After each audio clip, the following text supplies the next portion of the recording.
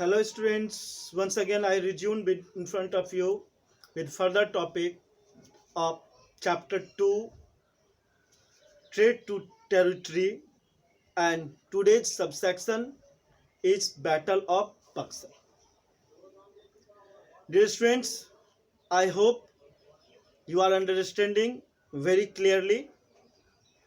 In last video I just told you what happened after the Battle of Palasi, right? In one line I just remind you, in Battle of Palasi, Sirajuddaulah lost and Robert Clive got victory. In the place of Sirajuddaulah, Mir Jafar was made new Nawab. Now furtherly,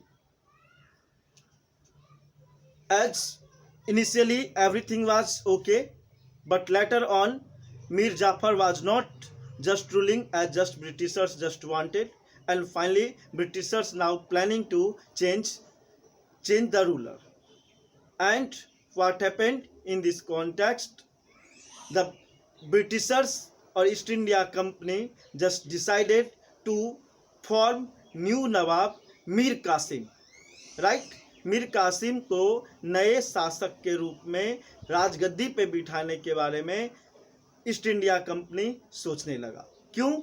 जो जैसा कि हम बताए थे कि मीर जाफर जिस तरह से ब्रिटिशर्स चाह रहे थे उस तरह से रूलिंग करने के लिए तैयार नहीं था।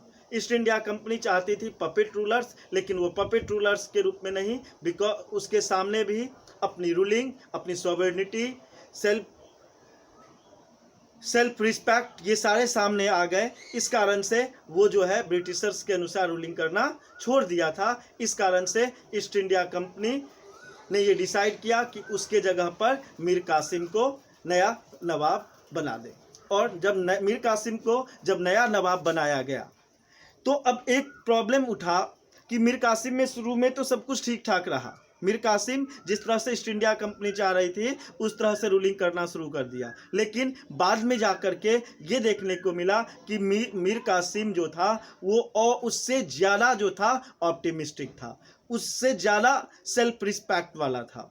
वो उसकी रूलिंग और भी ब्रिटिशर्स के लिए ईस्ट इंडिया कंपनी के ट्रेडिंग को एक्सपेंड करने में दिक्कत का सामना करने के लिए मजबूर कर रहा था।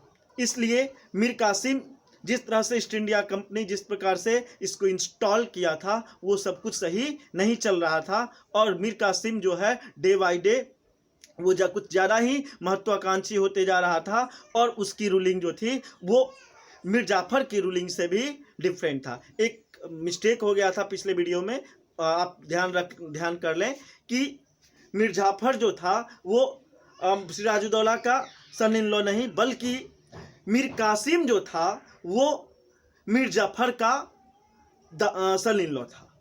फिर से इसको आप समझ लें, Mir Qasim was son in law of Mir Jafar, right? पिछले वीडियो में ये मिस्टेक हो गई थी, इसको आप सुधार लें। So dear students, what happened, इसको इस पूरी घटना को आप इस फ्लो चार्ट के माध्यम से समझने का कोशिश करें। मीर जाफर जो कि पपेट रूलर था, उसके जगह पे at this he posted for his subject, और ब्रिटिशर्स ने उसको अपने फायदे के लिए वहां पे प्लेस किया था, लेकिन उस तरह से वो रूलिंग नहीं किया, जिसके कारण से company deposed him and installed Mir Qasim in his place, right?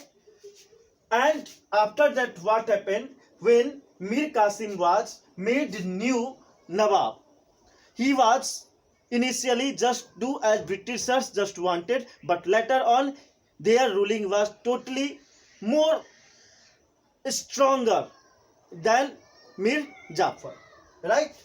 But after a time period, Mir Qasim also complained against the company official.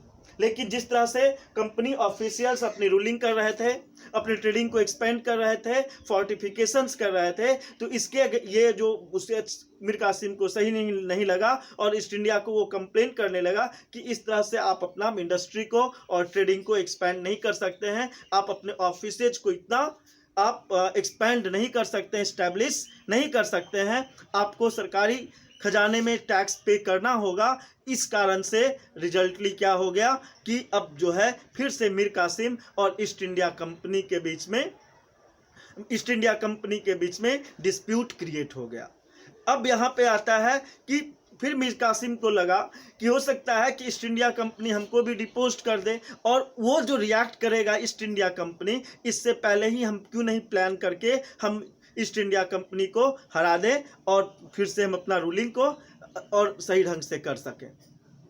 इसलिए मीर कासिम जो है उस समय के जो दिल्ली के नवाब थे, दिल्ली के नवाब शाह आलम II को और अवध के नवाब सिराजुद्दौला, तो शाह आलम II सिराजुद्दौला, यहाँ पर ध्यान देने की जरूरत है।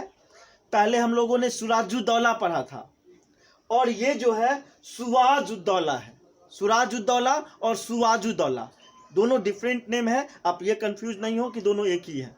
तो अवध का नवाब जो था कौन, सिराजुद्दौला, इसके आर्मी और शाह आलम II के जो बहुत पावरफुल आर्मी था, उन दोनों को मीर कासिम ने अपने साथ मिला लिया और ये तीनों मिलकर के ईस्ट इंडिया कंपनी, क्योंकि उन सारे रीजन्स में भी ईस्ट इंडिया कंपनी से ये सारे रूलर्स खुश नहीं थे, ठीक है। इसलिए ये शाह आलम II, सिराजुद्दौला और मीर कासिम तीनों मिलकर के ब्रिटिशर्स के अगेंस्ट में वार के बारे में सोचा, जो कि रिजल्टली बैटल ऑफ बक्सर के रूप में हुआ। बैटल ऑफ बक्सर 1764 में हुई थी। बैटल ऑफ बक्सर 1764 में हुई थी, जिसमें कि एक तरफ ईस्ट इंडिया कंपनी और दूसरे तरफ मीर कासिम और उसके साथ देने के लिए शाह आलम II दिल्ली के नवाब और सिराजुद्दौला अवध के नवाब थे। और इसके बाद क्या हुआ, 1764 में बक्सर में वार हुई, ठीक है। बक्सर का नाम सब लोग जानते हो। अभी बक्सर अभी बिहार स्टेट में ही है, ठीक है। और ठीक है, वहाँ पे ये वार हुई और इस वार में अगर देखा जाए तो फिर से जो है ईस्ट इंडिया कंपनी अपनी पावर को शो किया, अपनी सुप्रीमेसी, अपनी डोमिनेंसी को प्रूव किया और मीर कासिम को हरा दिया। मीर कासिम की हार हो गई।